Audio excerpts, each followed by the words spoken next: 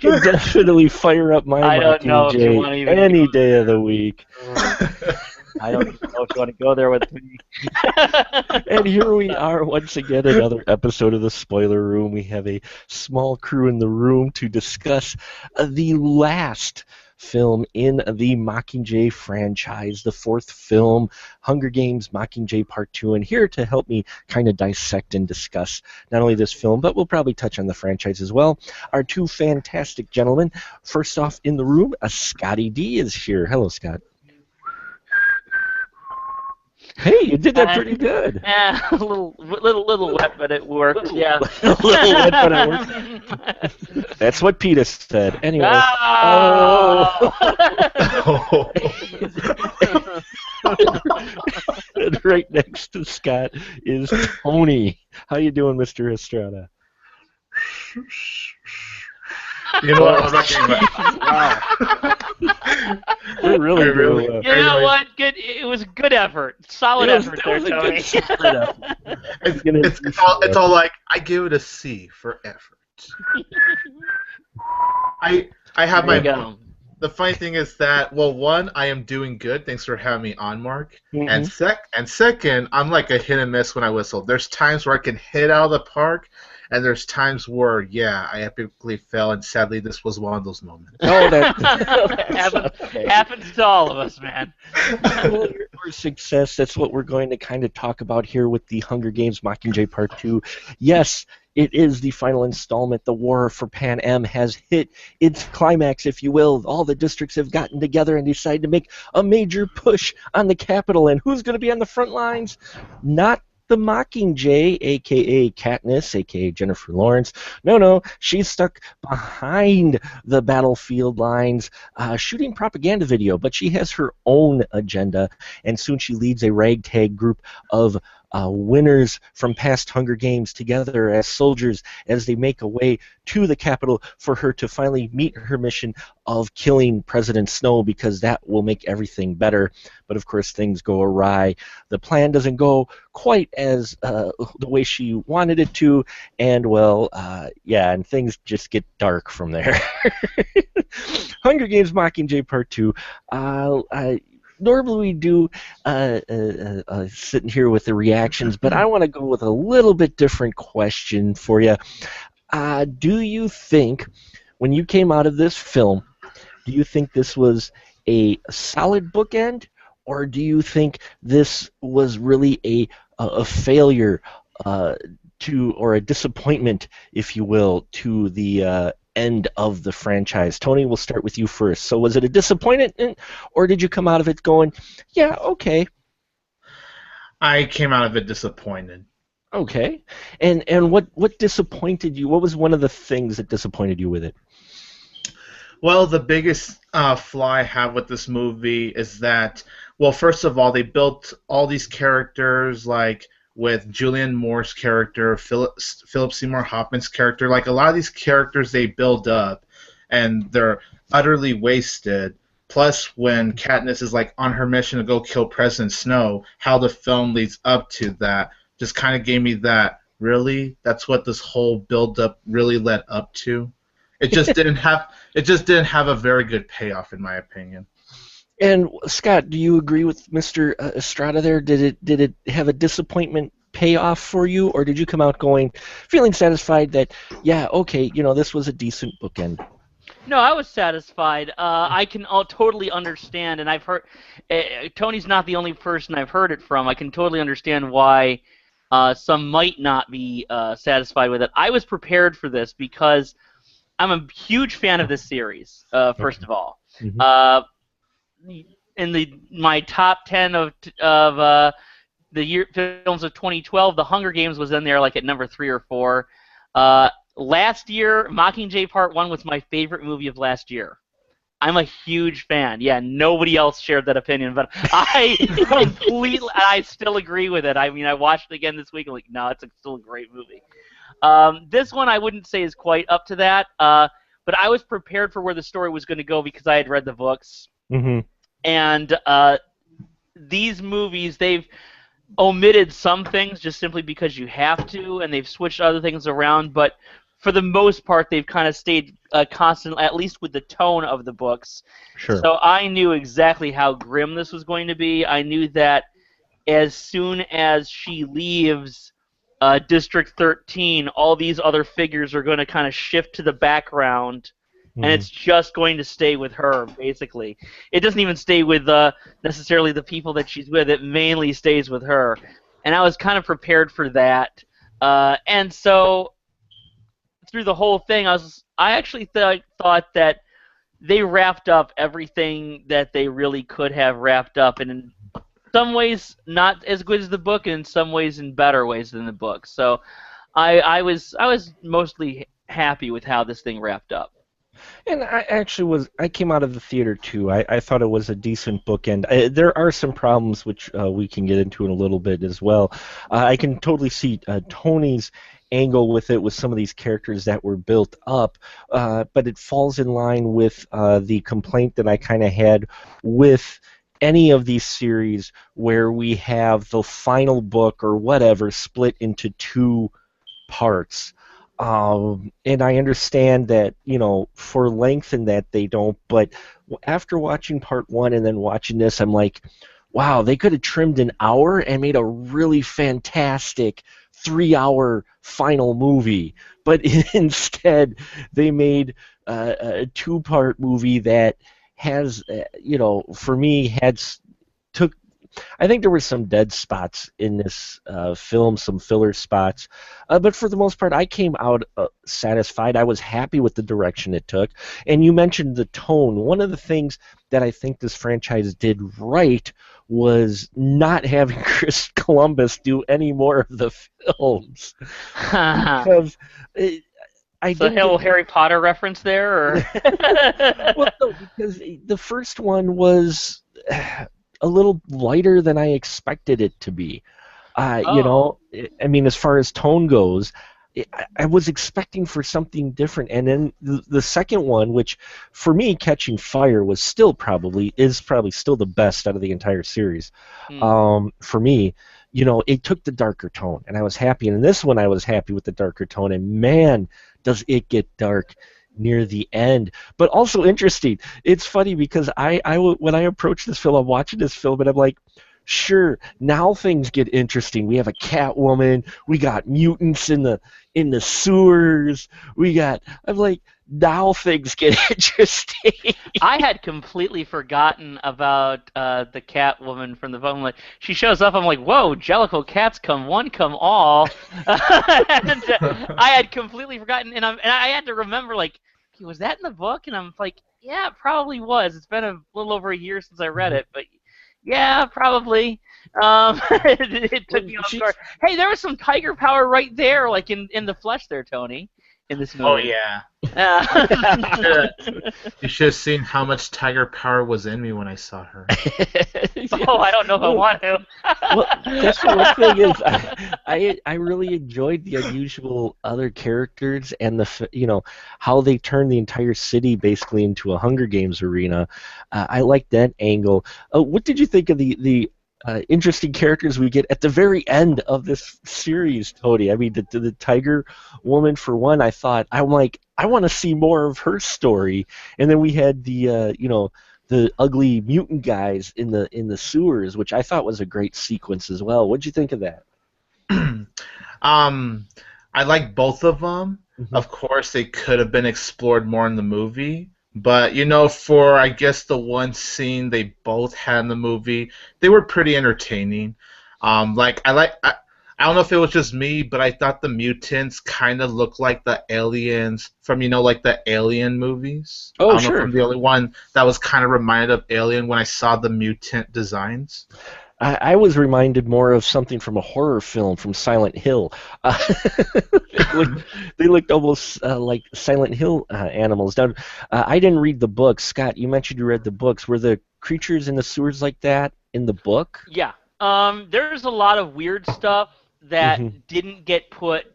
Like a lot of the. That's one of the reasons why I'd almost like blocked out the Tiger Lady, was that a lot of some of the weirdest things in the books did not make it to the movie. Not too much, honestly. Hmm. They were pretty straightforward, mostly the differences were just shifting characters around, but no, they did have those because if you recall, they do have genetic experiments in the Capitol. Yes. They had the dogs come out at the end of the first Hunger Games. That was one thing that was changed in the first Hunger Games, if I can say that, is that the the animals that were in the book were actually the basically mutated DNA of all the people that had been killed in the Hunger Games. So Yep, yep. I she had remember to do, that from the book. I actually read the first book. she So. had to do so, and the filmmakers just said that's a bit too much. We can't go there, and so I think since there really wasn't that kind of craziness as much in, say, Catching Fire, and certainly not in Mockingjay Part 1, it might catch some people off guard, but no, they were kind of like that. I actually was kind of impressed by how they did that. Now, naturally, a lot of that was Hmm. CGI, how they did those creatures. There were some where I was looking at them and looking at this and thinking, was that a practical effect? Because honestly, aside from a couple of the body movements, it really did feel like they were fighting those creatures off Those to special me. effects, well, the special effects in general in this film, I thought were excellently done. I thought, yeah, especially with the scene in the sewers with the what are the mutts they call Yeah. them. I thought were really impressive considering the amount of probably CG in that film. It didn't feel like Star Wars prequels to me at all, where it was really obviously CGI there. Here, they cleaned it up pretty doggone good. What'd you think of that sewer sequence, Tony, as far as special effects and how the mutts looked? As far as special effects, I agree with you. Excellent. And I thought the whole scene in general was just very exciting. But um, that main girl, that she's the Hmm. one in charge of like the whole group. Yeah. When it was like all dark, I'm all like, okay, something's gonna pop up behind her. And then what do you know? It those mutants just pop down. And I'm like, yep, I saw that coming. I was reminded of Aliens, not so much in that sequence, because it was interesting that you said that, though, Tony. Because I mean, I will say that as much as I didn't see it in the creatures themselves, I was reminded of Aliens just simply because it's This- kind of an army group. They're going through Yeah. down Yep. a dark tunnel with flashlights and a little tracker to see where everything is, and and there's something behind us. Dun, dun, dun. Yeah, I got a little Aliens vibe from that. I think that's just because that's kind of the mark that series set, and Yeah. you But yeah, almost that can't that have a scene. sequence like that without doing that. But yeah, that scene was actually really intense. Like there were so many coming after them at once. Like the characters are trying to survive, and it's all like at least half of them didn't survive through that scene. Well, that's where I was going with next. One of the things that I was surprised with, and this is spoiler room. I'm going to give a bit of a spoiler to Sarah, to the Sarah Connor Chronicles to anyone. But in Sarah Connor Chronicles, there was a main character that died unceremoniously and almost like in passing, and it was a main character through almost the entire series. Oh And wow! then Don't tell me. no, I'm not going to tell you who, but it was just there was no commercial or anything or lead up or anything, and it was just like boom, dead. And that's what I actually liked about this film and why I enjoy this series in general, especially after the first one and it took the darker tone is in that it was what I was looking for is some of these main characters that we know their names, we've seen them in the previous two films or whatnot, die fairly unceremoniously. Wouldn't you say? I mean, a few of them just kind of boom, they're dead, and we move on. Did that surprise you at all? Because some of them, I mean, were supporting characters that they got you to know, and then they were just kind of like, oh yeah, they got eaten. What do you This think? is like the ultimate strength of the whole franchise, I think. And I would even go back to the first movie, which recall I said I really Mhm. loved. That first movie came out, and one of the complaints that some people had was that it wasn't thrilling, or you didn't get the wow factor with the thing. They said right then when they did the movie, they said if there was ever a moment when you were enjoying the Hunger Games, when you were enjoying the spectacle of seeing these people pitted against each other, they felt that that meant that they would have failed. Right. Because they were always meant to just show it as being terrifying, and that's why they didn't try to go for any big things. And in Catching Fire, and then in this one, they had to do, just because of the nature of where the books went, they had to do some special effects, but they never fail to show how horrible war is. Yes. How monstrous both sides tend to act. And there's for instance, and one of the things is that the person that you've known all this time, that's been by your side, one moment they can just be gone. They can be blown up. They can be shot. Something else horrible could happen, and it can happen as fast as snapping your fingers. Yep. And there's no rhyme or reason to it. It seems senseless, and that's the idea, is that it just absolutely seems senseless. There's that's one of the things I like about these films, is that you can enjoy the special effects or anything like that, but you never really enjoy what you're seeing, to the extent of like, oh wow, that was a great special, like you would like in a Transformers movie. Well, yeah. If I like the Transformers movies, which I don't, but like there's a sequence later on in the film. I'm not gonna say when it is, but it's almost at the end. Oh yeah. And there's a moment where you could register as an audience member. Oh boy, we're about to be saved, everything, because everything's all of a sudden starting to turn in their favor. It barely lets you register that thought before showing a child screaming over the corpse of her mother. Mm-hmm. This is not a franchise for this is they may call them. I said in my review for Mockingjay 1, I says at this point we need to stop calling these teen movies young adult movies, because they're dealing with themes that are and emotions that are a lot more sophisticated than most films that are marketed towards adults. Well, and yeah. That's what I liked. That's what I enjoyed about how they show it. They never portray the violence as anything less than tragic and monstrous. But they still don't dwell on it as long as, say, as some adult films either, but they do not shy away from it either. Exactly. Exactly. So, I mean, yeah, I think that sequence, especially near the end. But yeah, you're talking about how war, both sides were not playing nicely, if you will, there were some things in here, I know it's a little bit towards the younger crowd, that were a little more obvious. One was who Katniss, and yes, this is a spoiler room, folks, who Katniss is eventually going to end up with. Tony, it was pretty obvious. Scott made mention of that, how, both sides were not playing nice. And here we have Gale Hawthorne, a.k.a. Mr. Hemsworth, who's supposed to be one of her two love interests. And this guy's just a total soldier, like, yeah, if we got to kill civilians, we got to kill civilians. Could you see that they were really setting it up for her to just go to PETA, because they kind of have Gale become this kind of cold bastard? Oh yes, man. It's all like, this whole franchise has been all like, who is Katniss gonna be with? It's fucking PETA. The whole entire time I kept saying PETA.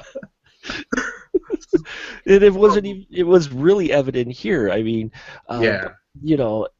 And that's not a bad thing that she ended up with him. It's just, it was like, wow, we're really, I mean, every time Gale spoke, it seemed like Katniss wrinkled her nose at him, like, ew. I am actually happy she did go with PETA, though, because I felt like out of the both of them, PETA was a better match for Katniss anyways, despite what they've been through together. Oh yeah, and that's what it is that they were, each of these people have been scarred by war. Well, yeah, and everybody has, especially at this point in the movie, everybody's been broken. But and everybody's been changed by it. But Gale's not a bad, like, not an evil person or anything like that. But she saw him start to turn into the person that a different person. And I mean that's something you can see in real life anyway. I mean, after you experience any kind of like violent tragedy, um, especially with the terrorist attacks these days, everything from Yeah. 9/11 to the recent Paris attacks, some people would say, I just kill them all. I don't care about the civilians. I don't care about that. I'm just angry. Or do you let these events change you to the point where you don't care about what some would kind of crassly call collateral damage, that kind of Right. stuff? And that's kind of the person that Gail's turning into. He's obviously, he's you could kind of see like hints that he would become that type of person from the very beginning.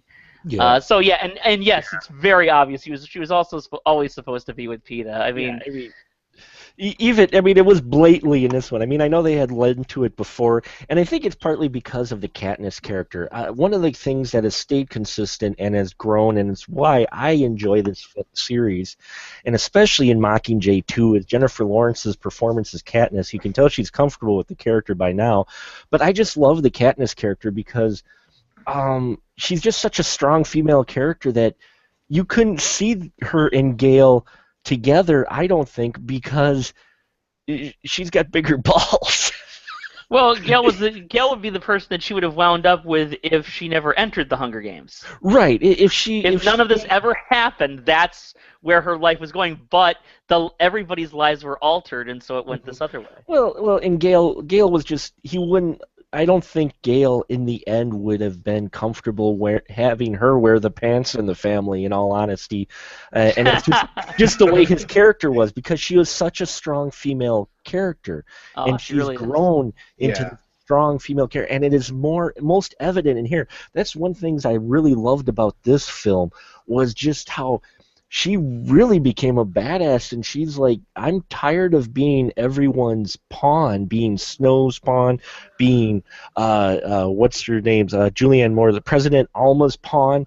I'm going to go do my own mission with these group of people, and if they can follow me if they want, if not, I'm going to go do it anyway. Yeah, I mean, she was not going to be deterred, and she made some tough decisions, and she just rolled along. And I just really loved how she was portrayed in this. I mean, even when we get to the point near the end, yes, folks, it is a revolution, and as you can imagine, the good guys kind of, well, maybe win, kind of. Yeah, it doesn't tell you. It doesn't give you a concrete happy thing. Not necessarily good guys, just different guys. That's next character I want to talk about. I mean, first, President Snow, yeah, he's been an evil guy, but I've loved Donald Sutherland in this role. I'm sure you guys both agree that he's just fantastic in this. Best role he's had in ages, and I'm so glad to see him in it. And what I love is he was more honest, even though he was the bad guy. He was more honest to Katniss than anyone else, pretty much, in the series has been to Katniss, Oh yeah. including the President Alma Coin. Now, let's talk about her. I mean, we had our sneaky suspicions, I imagine, in the first one, right, Tony, that she had her own agenda. And so we get to see that agenda revealed here. What did you think about the Alma Coin character, the president of the rebellion, if you will, in this one? And was it a surprise, the turn that she took there with, possibly bringing back the Hunger Games and all of that, and just her character in general? Was it a surprise to you, or did you kind of see it coming? I saw it coming, in all honesty. I knew that she would want to like bring back the Hunger Games and how somehow she could be like in the evil side and have something to do with President Snow. I thought that was actually kind of obvious. It was her look, wasn't it, Scott? I'm sorry, but the first time I saw Julianne Moore's character, I'm like, she's bad.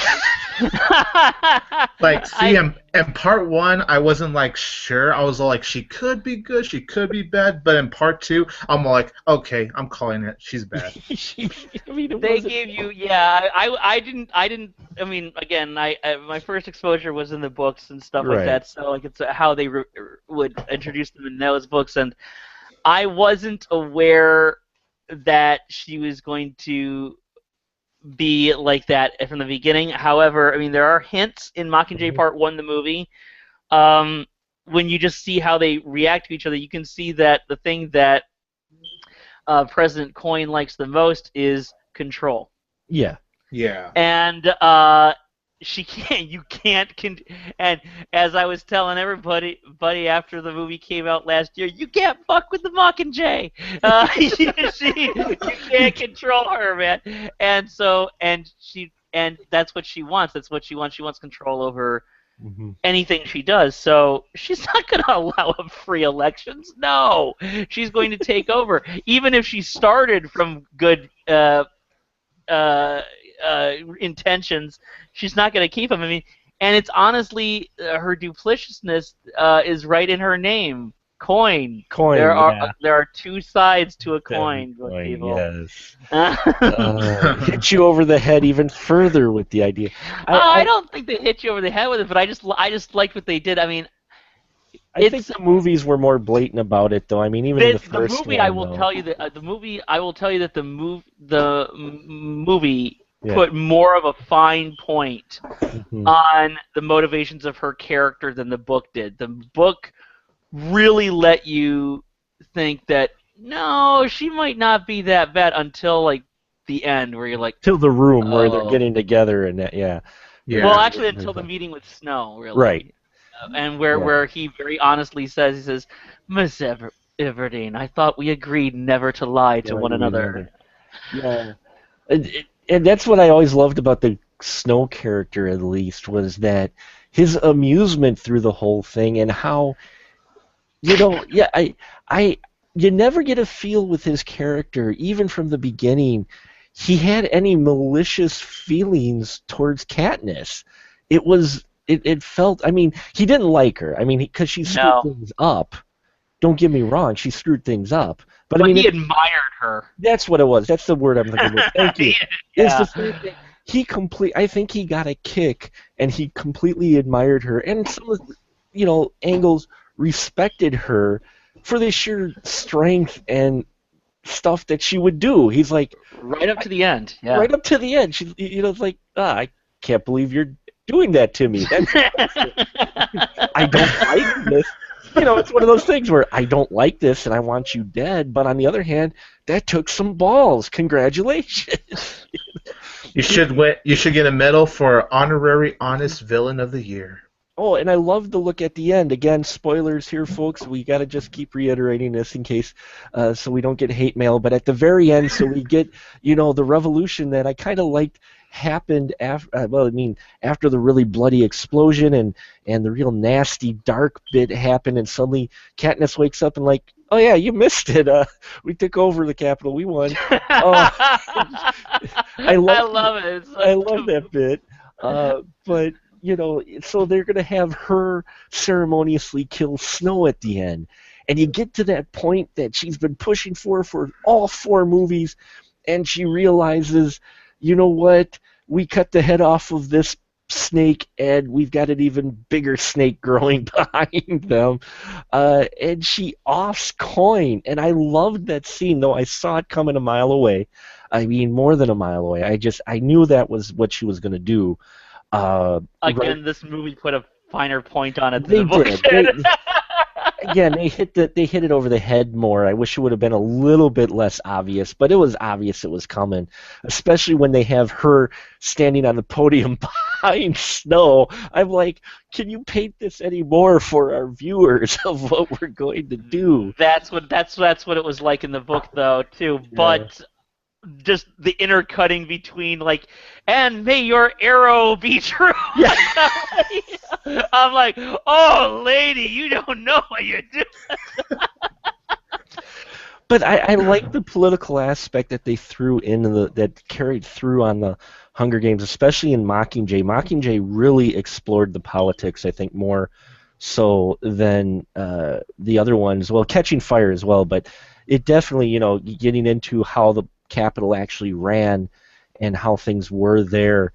I like that exploration to it. But yeah, the offing of President Alma Coin was so telegraphed that you're like, oh, I just pull the arrow already, Katniss.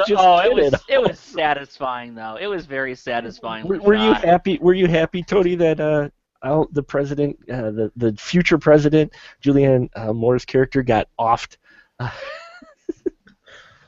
Yeah, I guess so, because, like I said, I knew about her character kind of having Sure. her suspicious bad side.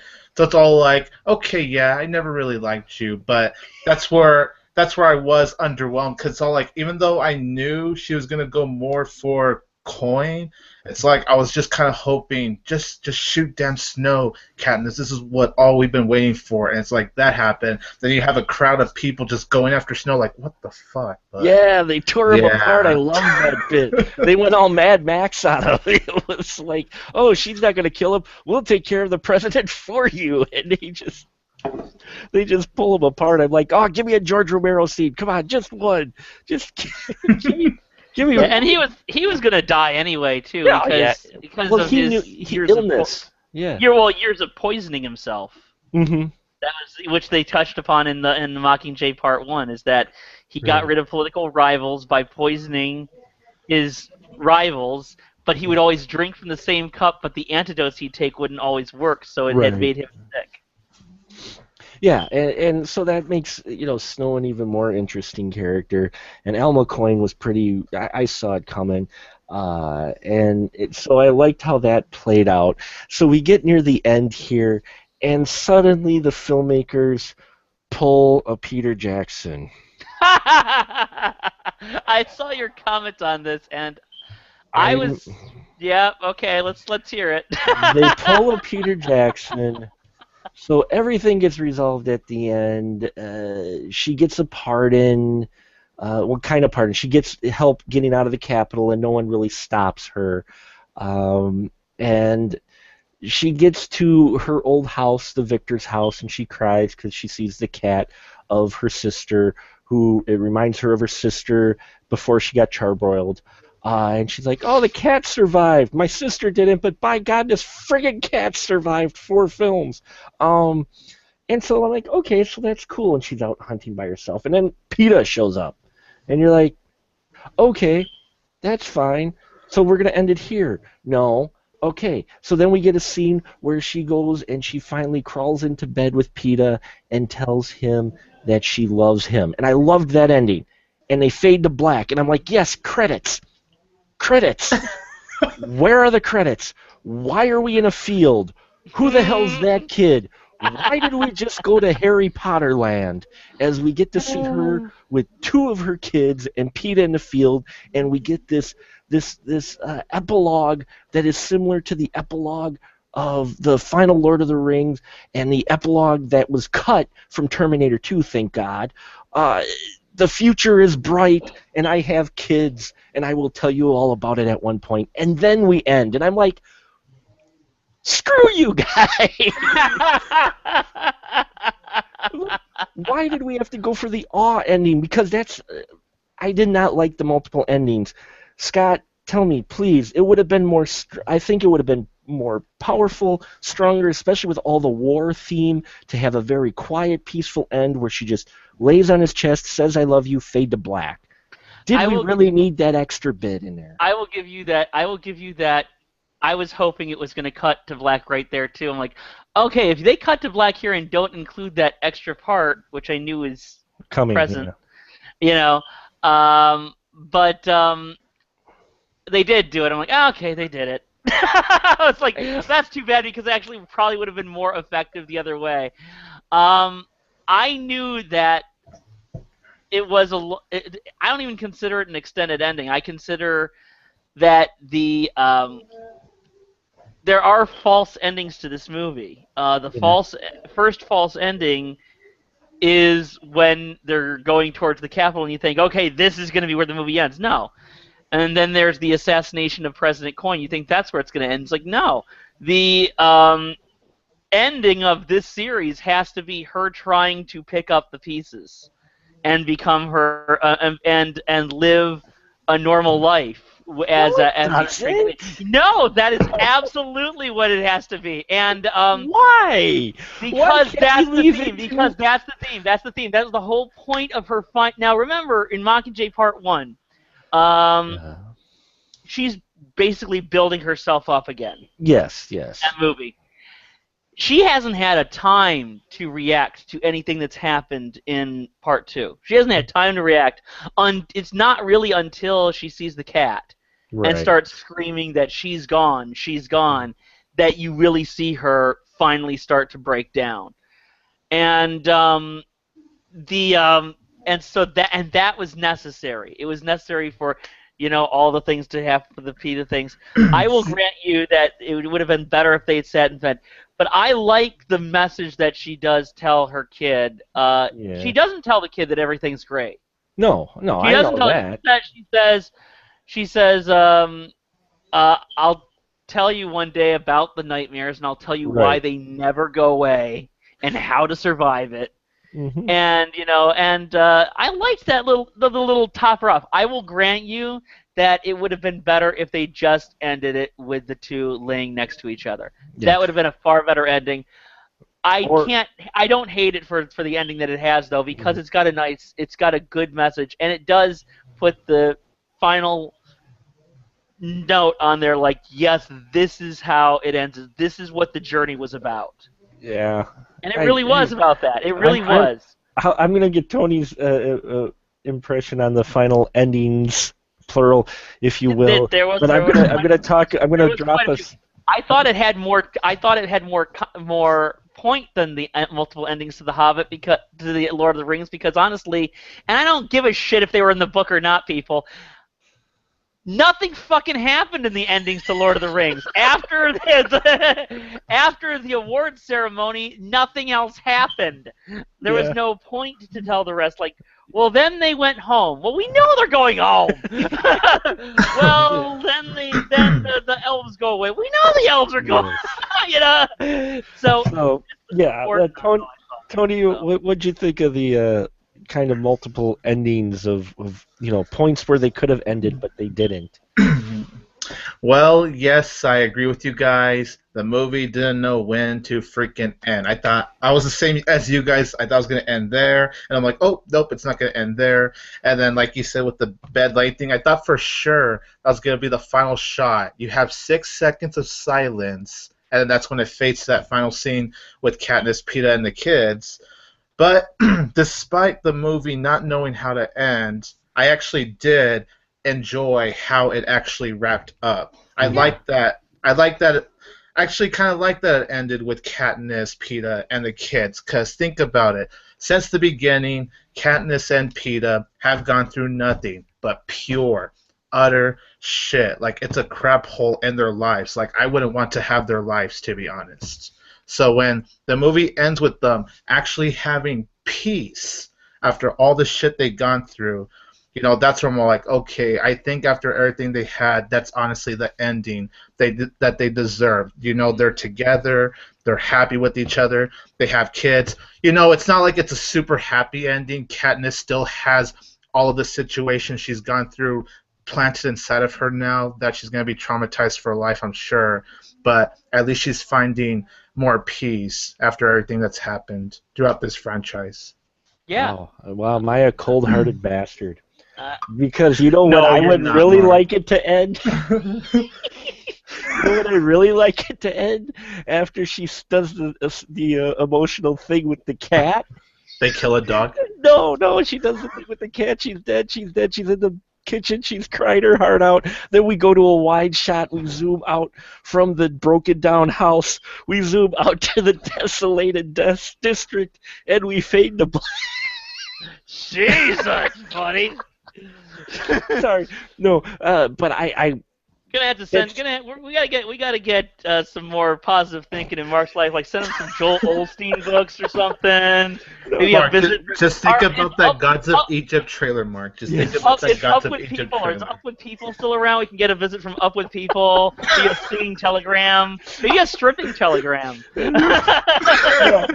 Something. no. Part of me just was like that. That would be the cold ending of just how bleak war can affect you. That would be the Stephen King ending. That'd be like Stephen King ending, yeah. Right up there with the ending of The Mist. It's like, Jesus, give me something positive to cling on to, Steve. You're a wonderful writer, but good God. But no, for me it was. I understand the message, and it did give an awe moment from all the ladies in the crowd when they did the baby shot. I'm like, oh, you had to do an awe ending, didn't you? But me personally, I think it just fading to black after she says "I love you," I think would have it had just as powerful of a message. I don't know, for me, because it's such a quiet, peaceful ending to a series that was all about war and the trials and the things that happen. And I agree with you on that. I just like the last lines too, Sure. though. I Yeah, mean, me when she too. tells them about this Hmm. game she plays about how to keep Hmm. everything in perspective, and then she says it gets boring after a while. But and the last lines are, "There are much worse games to play." I mean, Yeah. that's a good line. Oh Let's no, face it, that's a solid At least line. it's still not all Barney and Teletubbies in the ending. no, No, it is not. no, It is not definitely all not. Barney and Teletubbies at the ending. So yeah, that's Mockingjay Part Two, folks. The end of the franchise, which is kind of taking a roller coaster for me. I think Catching Fire was still the best out of the films when they were the way they were done. I think as far as a film put together, Catching Fire was probably my favorite out of the series. Still, though this one was close to it. Part one and part two were about the same for me. But we've talked about the main characters, but I just want to go back to the characters a little bit. Some of these side characters that I really love. Uh, okay, for me, actually, I want you guys to go down. Pick us one of your favorite side characters, like Hamish or what's you call it, the crazy played by Jenna Malone, Johanna. Um, Yeah. uh, did you have a favorite side character either through the franchise or at least in part two that kind of stood out that you wish you would have seen more from? Scott, why don't you first? Is there any particular side character you really enjoyed that you wish I, you would have seen more of?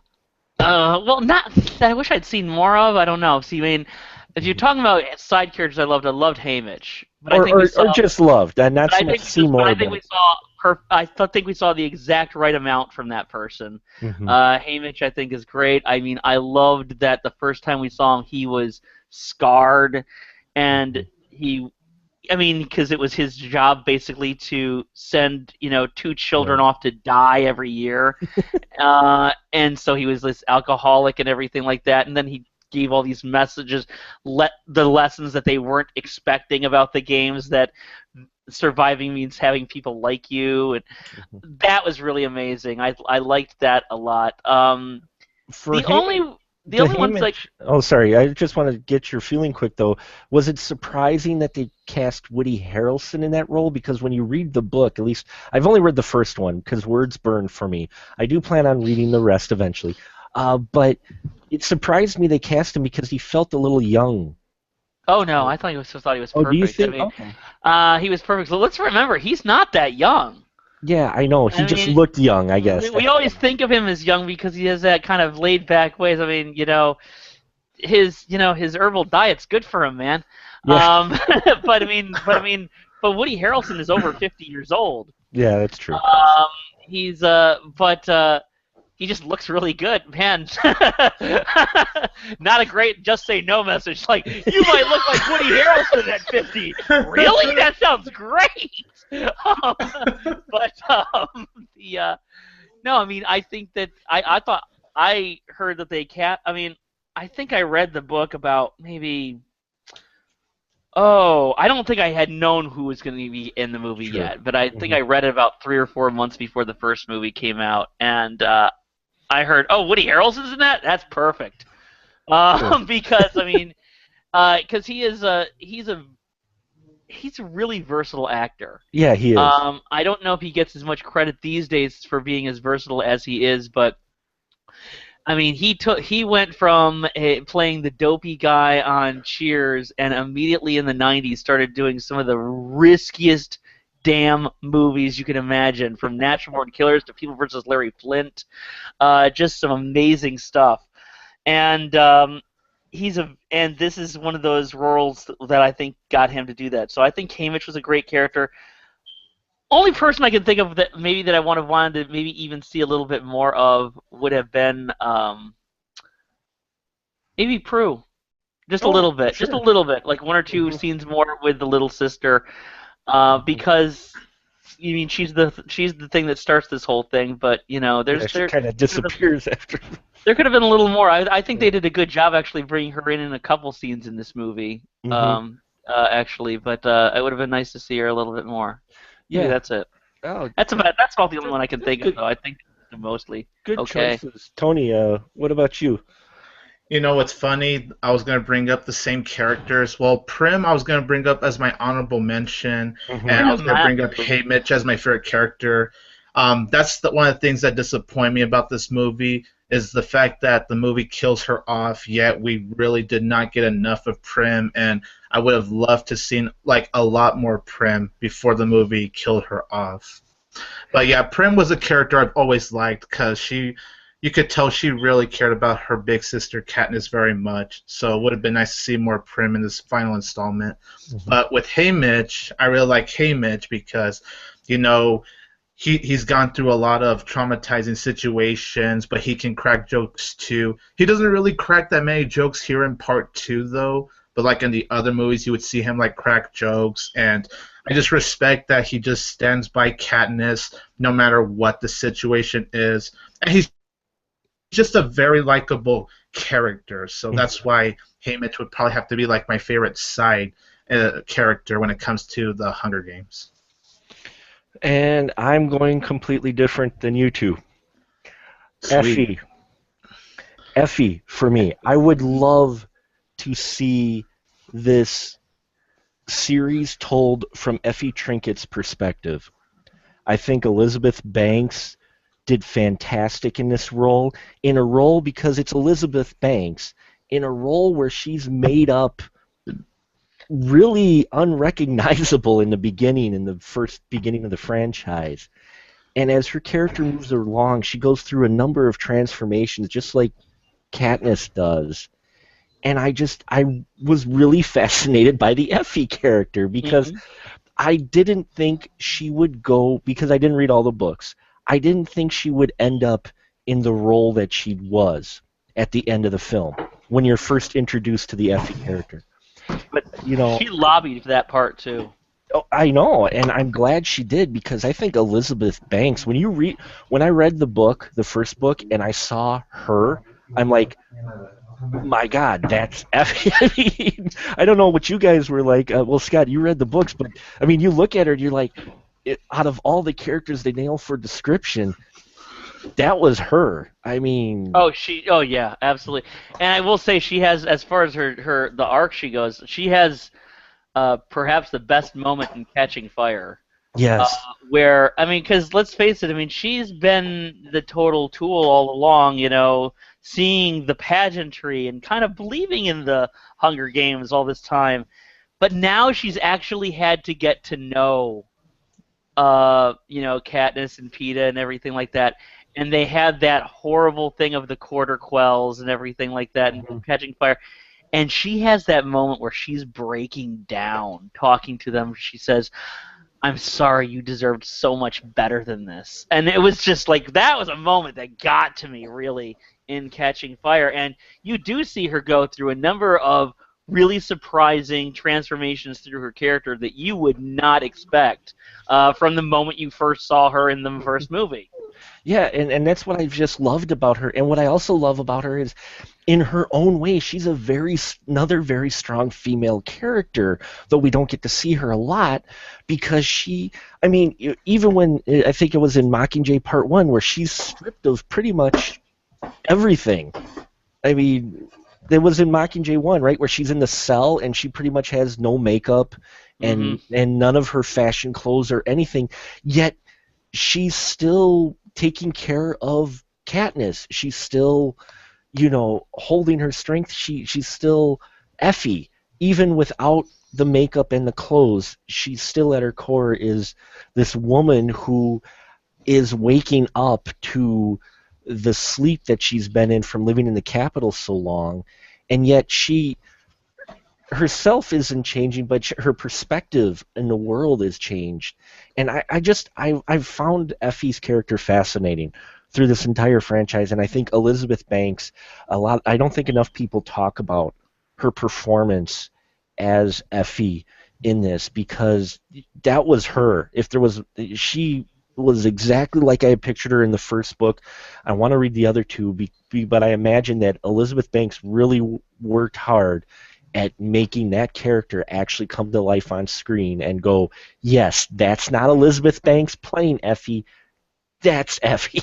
Yeah, yeah, that's a you good know, choice.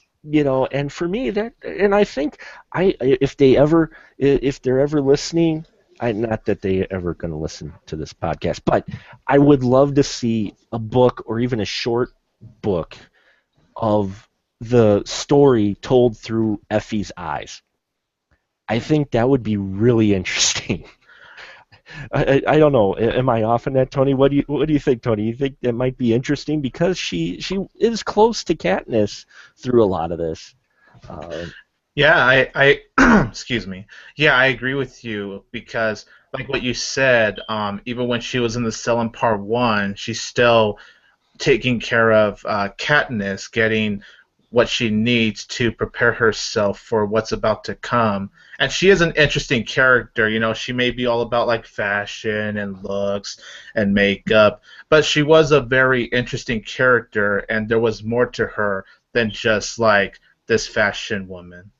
well, yeah, and it's a character that you could easily have seen stay shallow throughout this Yeah. entire series, but she's not. She's got depth, and part of that's writing, and part of that I think was just Elizabeth Banks' performance personally.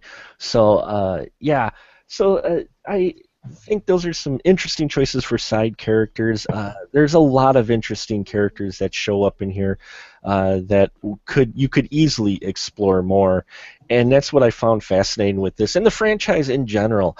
I know some people were a little disappointed, and come on, guys, what kind of world that we live in where a film with an opening weekend of $101 million is considered a soft opening?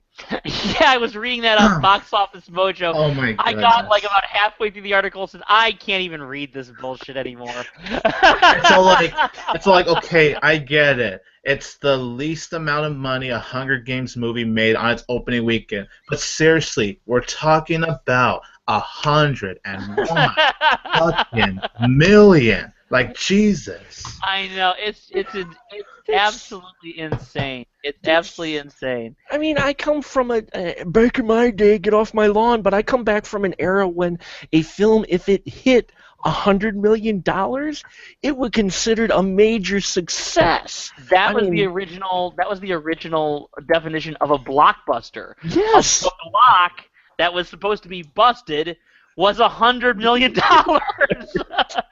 And here it made that in the opening weekend, and they're like, oh, well, it wasn't, it was It kind of a averaged This weak. averaged 25 grand per theater. The theater I was in tonight was full. I mean, I was amazing that I could find a seat where I could still see the screen. I went to the Thursday night 7 o'clock showing, which is usually pretty empty, and we had a pretty packed house for even that showing.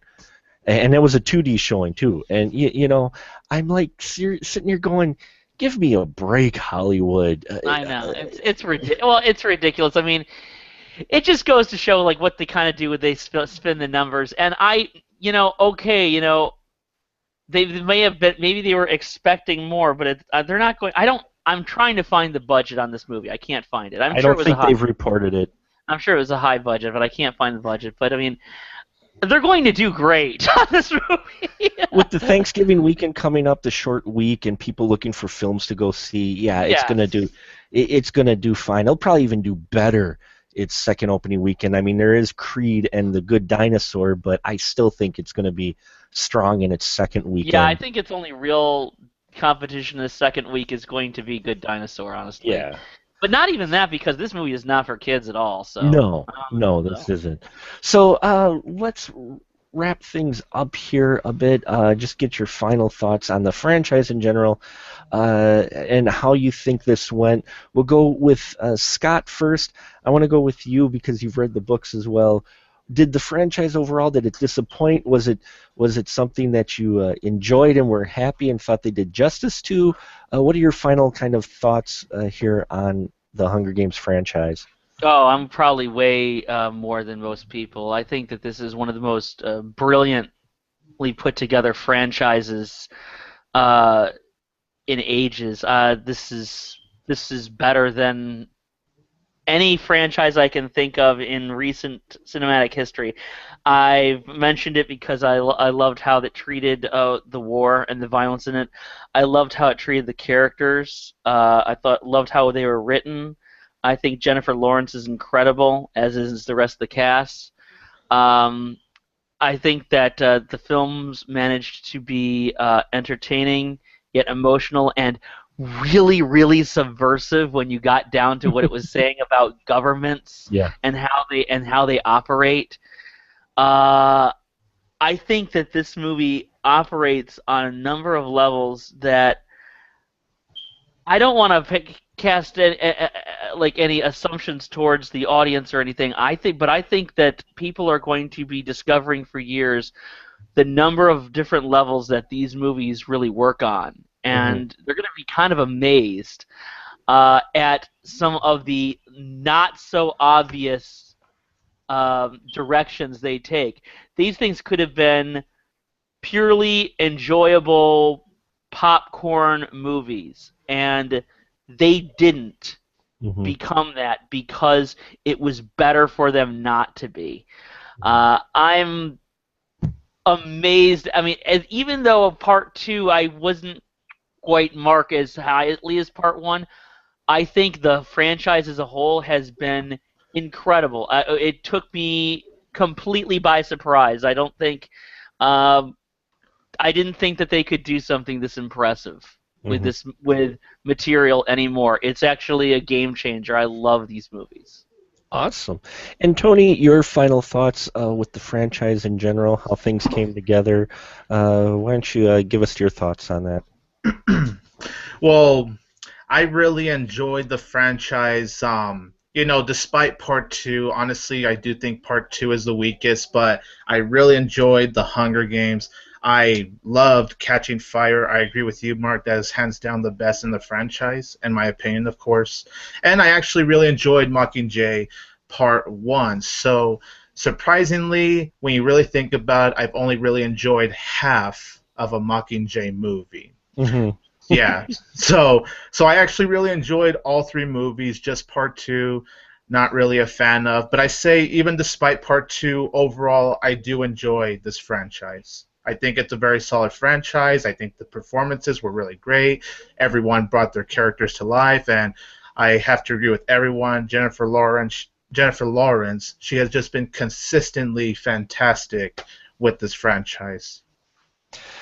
And I have to say that this is out of all the young adult franchises that they have done recently to try to fill the Harry Potter void, if you will.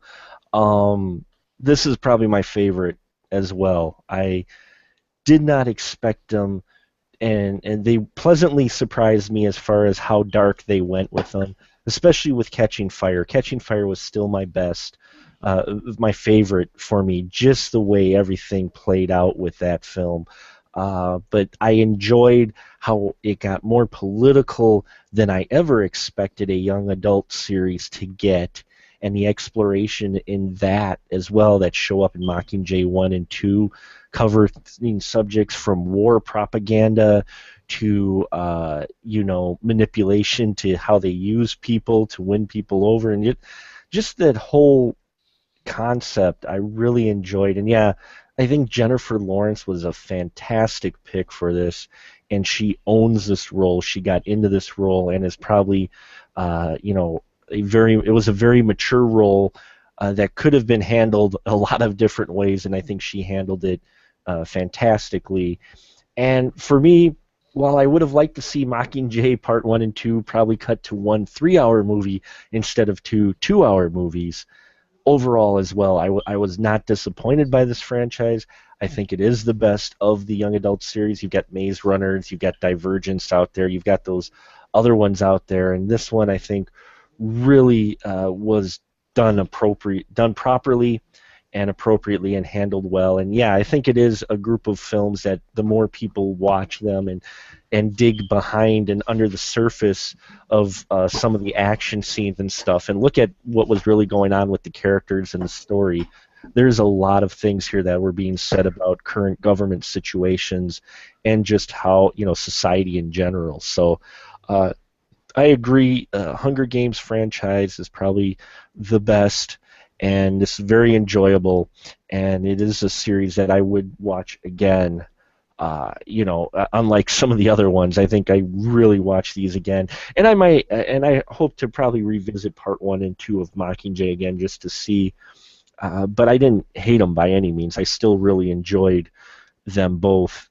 And better than the first one. The first one still to me is probably a little bit the weakest, but I think it's because it was, for lack of a better term, and I know people are saying, but kids killing each other. I mean, it was the lighter of the series, and that's saying something. So yeah, the Hunger Games franchise I think is well put together, and I think we all agree in here, on the whole, it was surprisingly better than what going into it, I think we expected it to be. At least some of us. I know Scott probably had higher hopes for reading the books, but even you, I was wondering if you maybe were skeptical the first time it was announced because you're like, well, how are they going to do this? The movie was in like about to come out in a few months. I was reading the book and saying like, how the hell are you going to do this in a PG-13 movie? I do disagree, with that the first one is lighter. I don't think it is light actually. If you look at it, I think it's really really brutal. Yeah, me too. But they shy away from. But a lot of the violence is kind of more psychological and everything like that. Right. Well, I guess that's what just out of necessity, and I think that actually was a good point. I mentioned why they did that earlier. Right. But I mean, like I think that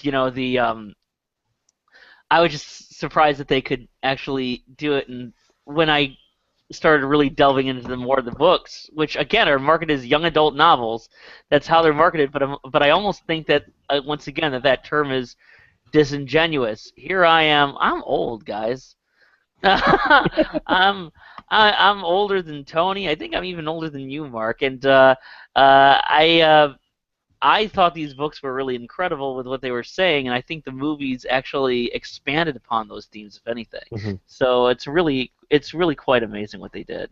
Yes, it is. So take it as you will from three gentlemen here who aren't the target demographic for the Hunger Games, and we all enjoy them. So that should tell you what kind of franchise they ended up putting together. So we're going to wrap it up here real quick. Let's just go down the line. Scott, why don't you tell us where they can find you and your stuff? Well, I haven't updated in a while, but I'm hoping to sometime soon. Maybe. I mean, I did just pay for it again, so. It's movieocrity.com, and that's where I usually write all my reviews and have all my podcasts and stuff up there. You can also catch all the episodes of my web series, Movieocrity, at vimeo.com/channels/movieocrity. Fantastic. Thank you so much. Always a pleasure to have you here, Scotty D. Thank you. Tony, Mr. Estrada, tell us where we can find all of your fantastic work. You could find me at youtube.com/22tigerdude. You could like my Facebook page at facebook.com/22tigerdude, moviepilot.com/tigerdude22, twitter.com/tigerdude22, and Instagram at 22tigerdude.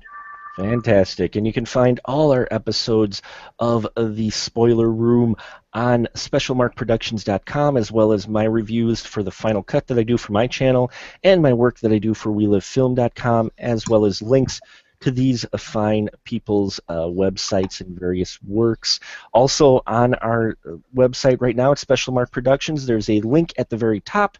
Please go to it and vote and let us know what you would like the Spoiler Room, what movies from 1975 you would like us, or 76, excuse me, for movies from 1976 that you would like us to cover for our specials for our 40 specials that we will be doing on our show. So go there and vote. Let your voice be heard. There's top 17 are what we'll do next year. I really want to get more votes up there. We got some really interesting picks.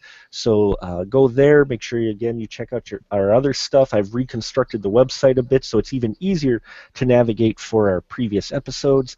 Hope you've enjoyed this one, and tune in, folks. We've got 3 more episodes scheduled for the end of the year, and they're going to be very interesting, but you can only hear them on iTunes, Stitcher Radio, and SpecialMarkProductions.com, because in the spoiler room, the conversation is fresh, but we do spoil the movies.